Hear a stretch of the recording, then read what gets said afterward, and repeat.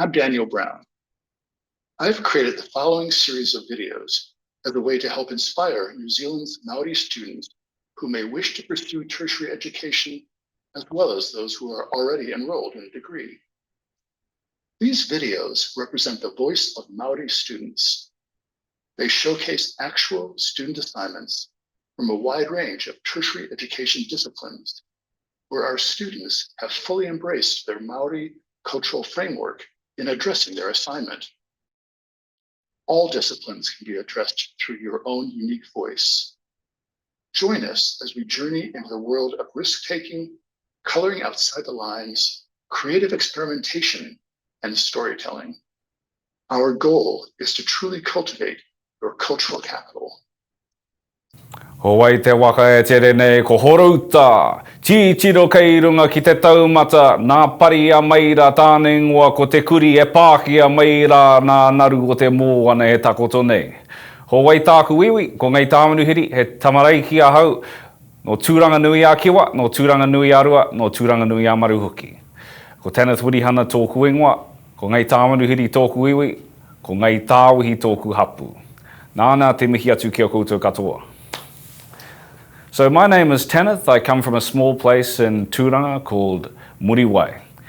My assignment was an unessay project, which is essentially an essay of whatever I wanted to do at the time. They said there could be anything ranging from a interpretive dance to poetry, so I decided instead, well, I'm going to do a po whakairo. This project is an essay because the art of carving itself, not only does it tell stories, but it also requires references. I concentrated on Te Kōti Rikirangi Te Turuki. He came from a small place called Manutuke, a few miles away from where I was born. In this case, I went to the house called Te Hauki Tūranga, which actually plays a focal part in this story from that time to this, and I took those same patterns to reflect these people who I've done. I found the wood on a beach in Muriwai, the place where I came from. I took it home, and then I thought when I was moving here, well, I'm going to take this to Wellington, and I'm pretty sure I'll carve something interesting out of it while I'm down there.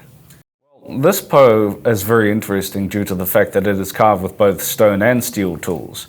My whole belief of thinking for using stone tools there, which I'd made myself, it's to do with tino rangatiratanga. Because tino rangatiratanga in of itself is embodied not only within an abstract concept, but within the ability to say, I have gone to a place and I have made tools from the land itself, reflecting our whakapapa back to that land.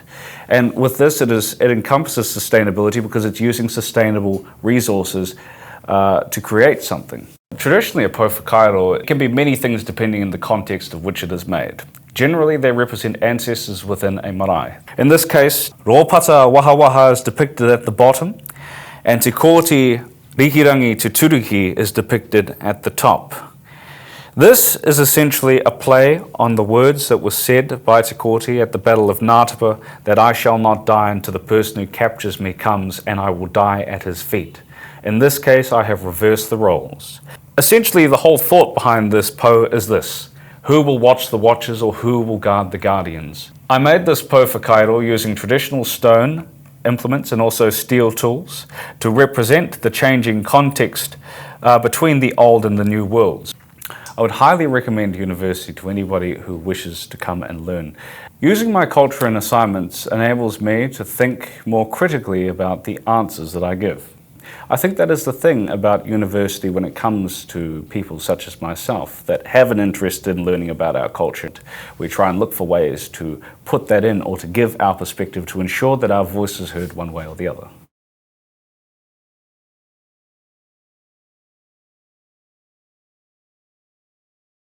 Cool. Ko taupiri te maunga, ko waikato te awa, ko tainui te waka, hira ahau, Ngāti Māhuta, Ngāti Parau, Ngāti Maniapoto, ko Mandano Karumatan ahau. Kia ora, my name is Mandano, and I'm from up Whangaroa, Raglan Way, so around Hamilton, Auckland. I originally started with an international management degree. I didn't even think about law at the time. I did statistics, maths, accounting, and that somehow led my passion towards anthropology and people studies, as well as my French, and I'm in my final year of that. and I have 2 years left of law. So over the past year of 2019, I decided to take an anthropology course which focused on human studies and cultural relativity. So a project that I worked on quite closely was looking at contemporary values and contemporary cultures within societies, and especially a globalising society. And for me, I really wanted to speak on Indigenous topics, especially for Māori. And being Māori in a Western society, it was important to me to talk on a topic that I felt close to so that I could really deliver what spoke to my heart, if that makes sense. And for me, something that I find quite difficult is tokenisation and commodification of cultures, and especially Indigenous cultures, because in spaces where it is predominantly Western cultures that dominate over Indigenous peoples, you can see this exploitation and almost a violation of what feels home to me. And the selling of pounamu, which was my topic, was quite hefty for me, because you see in all souvenir shops, in all $2 shops, people going around buying pounamu as if it's some sort of gift or some sort of token that they can take away with themselves to go overseas and flaunt off to their friends. But for Māori, it's more than just a gift and a token. It has its own mauri, it has its own life essence. And as pounamu and as kaitiaki, guardians of Aotearoa, we have a responsibility to look after our taonga, our treasures. And for me, pointing out the fact that people are selling our ancestors and our way of life just to make a quick buck is just not on for me at all. So greenstone come from the whenua, and whenua, literally translated, has two meanings. It means land and placenta, and it seems a little strange, but tying together, it means that we are born of the land. And the placenta attached to Papatuanuku, the Mother Earth, shows that we are born of the land. And that when we are taking parts of her, which is the pounamu, we are taking parts of her children, which are inherently our ancestors and our tupuna. And for me, to take these children born of our Earth Mother and to sell them for cash and commodification is just that exploitation of Earth, and not just Earth, but of Māori culture. I created the sign by my ancestors because, first of all, it was hilarious, but also humiliating and hurtful. I'd say it captures attention for the reason that we turn blind to things like this for Māori, is that it's just so common that we forget how much deeper it is, in fact. But if you can have that ability to see another's world, then you can adapt, and that makes you dynamic, and that gives you the skills to come into university. University gives you the ability to be dynamic and choose things that you want to do, and even try out hobbies that you've thought about but we're never sure on, and that's why it's a great option to have the choice to do maths or anthropology or law, and you get to dabble throughout the subjects. Sure, well, I've always been involved in the built environment, building, and then basically just got sick of the tools and wanted to be the person designing the building instead of building them. I've always used multicultural as a driver of my designs, especially through narrative design. Try putting a new place in New Zealand. It's always important to put in some cultural aspects.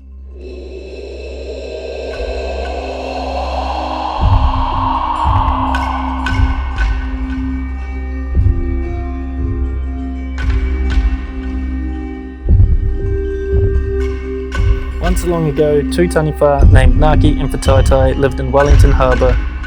When they eventually became too big for the harbour, Ngāki left and swam away into the Cook Strait. But when Whataetai tried to follow him, the tide was out and he became permanently stuck in the mouth of the harbour, where he died. Whataetai's spirit was transformed into a bird, Te Kio, who remains to this day as a guardian of Wellington's harbour.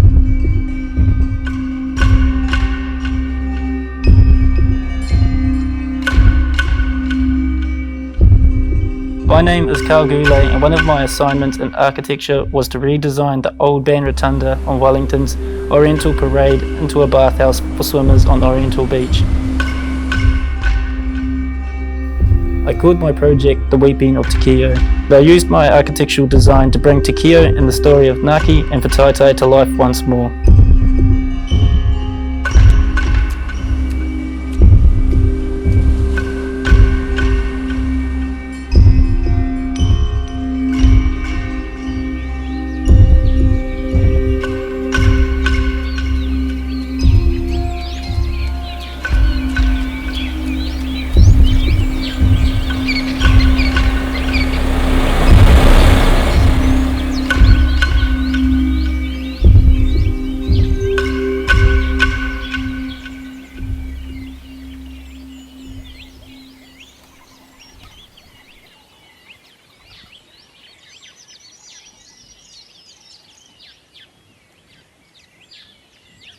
Always just wanted to be an architect. My parents were builders, so yeah, I just like buildings and I wanted to design them because I've always seen the process of how they always went up. I think it's a great idea for young people to go to university. It's an awesome experience and you get a lot out of it.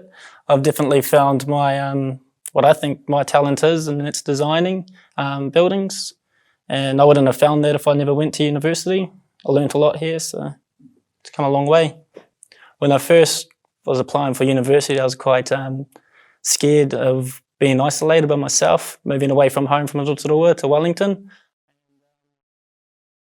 Once I got here, I found a good community. I've made a lot of lifelong friends and I had a good experience with everyone here, and it's a close community. There's a lot of support for Māori Pacifica peoples, and yeah, it's been an awesome experience and I recommend it. Kia ora, he uri tēnei ngō Ngāti Whātua me Waikato hoki, ko Izzy Tekaumarua Wilson tōku ingoa. So my mum's from South Africa and my dad's Māori, and they met overseas and came back here together. Neither of them went to university. All my family lives in Auckland, West Auckland, and I decided to come down here in 2013 to study law.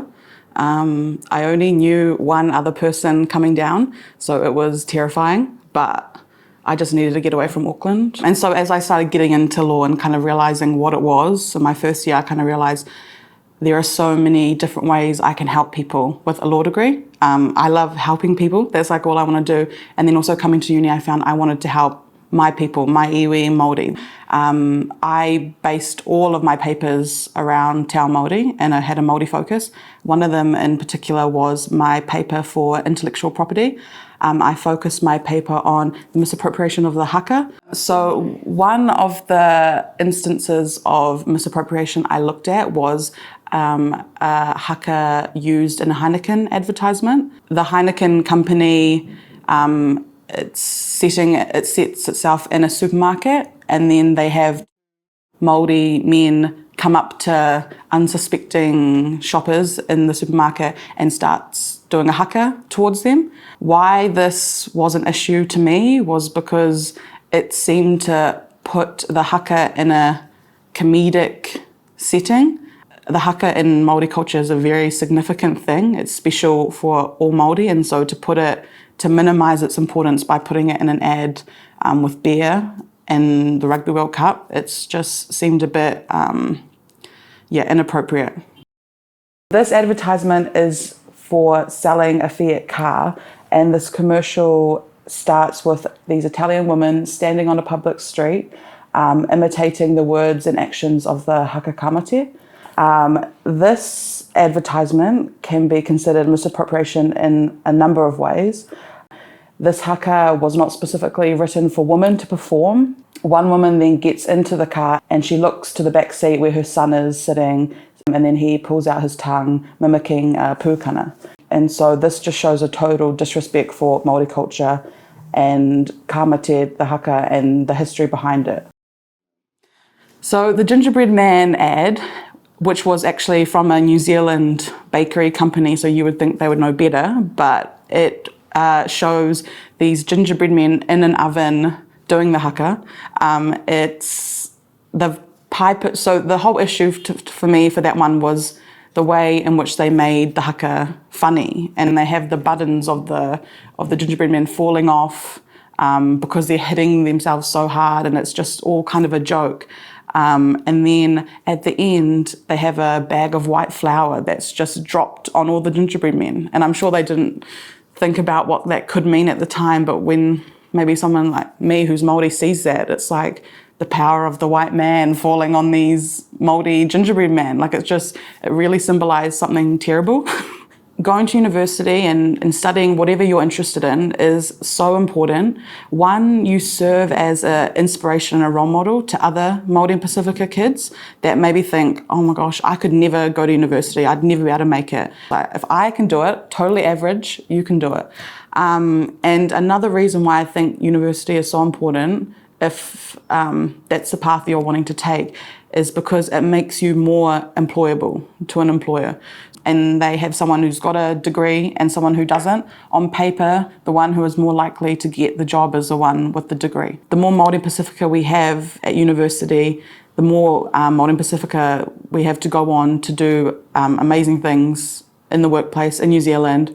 And hopefully a lot of those will be doing things that will be working towards the betterment of Māori and Pacifica in New Zealand. Kia ora, ngā mihi nui ki a koutou katoa. He uri o Ngāti Kahanunu me Ngaitahu Rangitānei hoki.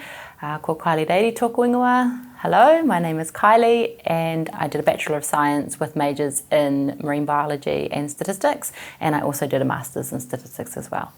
Once I started at university, I very quickly learned that you cannot do science without being able to count. And so statistics are all core subjects when you're doing most types of sciences, but especially environmental or natural sciences.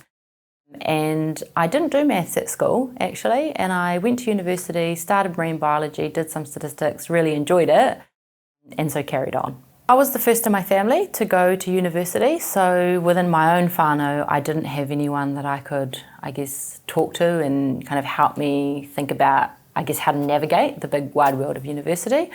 But when I was at university, there was this awesome group called Te Aropu Āwhena, and it was a group of Māori and Pacifica students who all kind of come together around STEM subjects.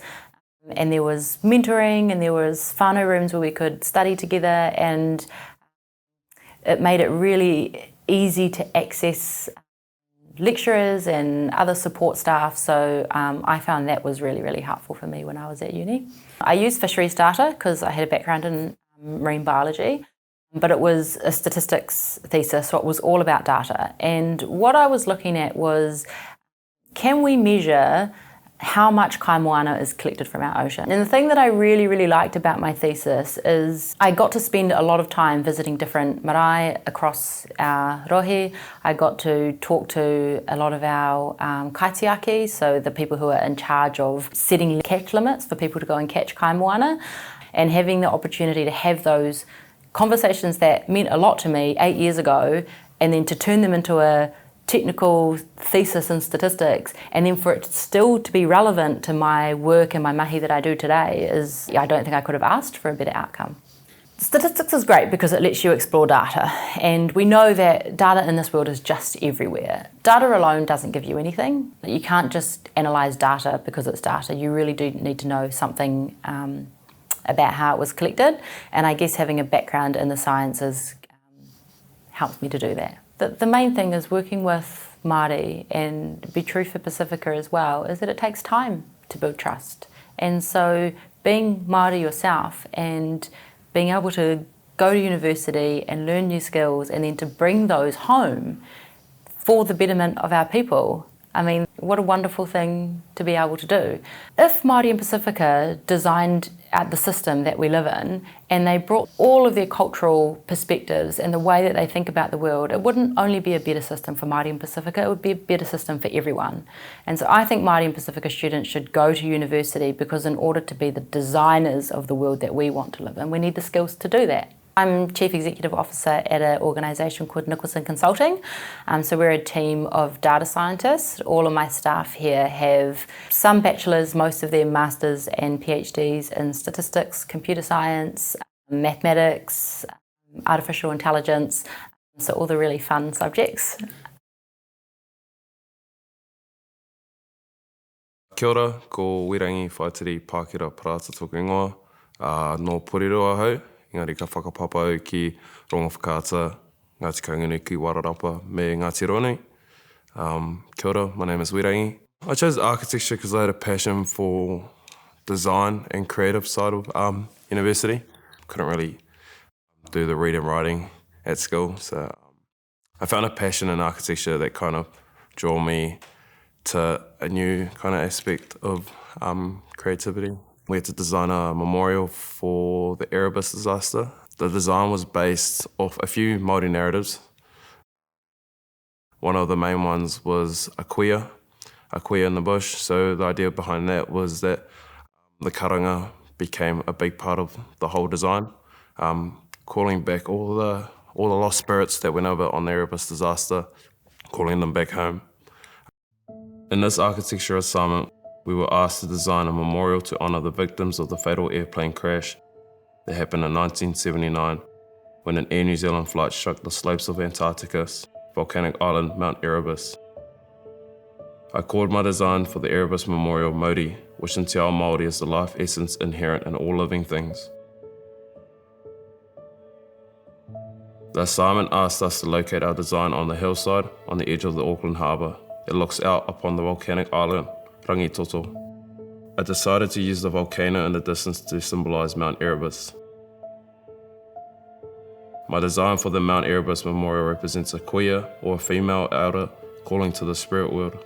Her call, the karanga, provides the medium by which the living and the dead of the manuhiri, or visitors, can unite with the living and the dead of the tangata whenua, the people of the land. The step garden I designed cascading down the hillside represents her korowai, her feathered cloak. The memorial I designed at the top of the hill represents the sacred huia feathers in the kuia's hair. In Te Ao Māori, huia feathers are revealed as a symbol of nobility and honour. For some iwi, the huia feathers is a symbol of peace, the raukura. The steep hillside of my design is crisscrossed by a series of architectural steps and ramps that represent strings uniting the two sides of her korowai together.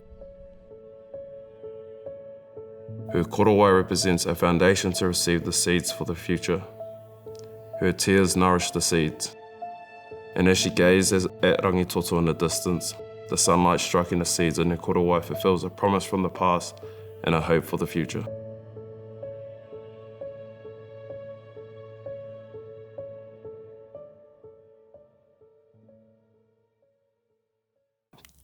Bringing Māori traditions into a more contemporary light is something that would be a main driver for me. Talking to mainly Māori Pacific communities, I think university is a good pathway in life to pursue. I know it can be hard at times to actually leave families to move to a city like Wellington, but it's given me a chance to kind of express myself in a different way from secondary school. And it's just an opportunity for anyone to actually make something in their life or go further. But yeah, it's been good for me. So I want to be able to give back to a community, give back to even my own marae back home, so that people can kind of learn from that. People can kind of see, oh yeah, well that's a good pathway to go down. Maybe I can do that as well. After having watched these videos, consider how an assignment in your own discipline may be addressed from your own unique cultural framework. This not only offers you the opportunity for lateral thinking and imaginative responses, but it also enables your own unique voice to be heard.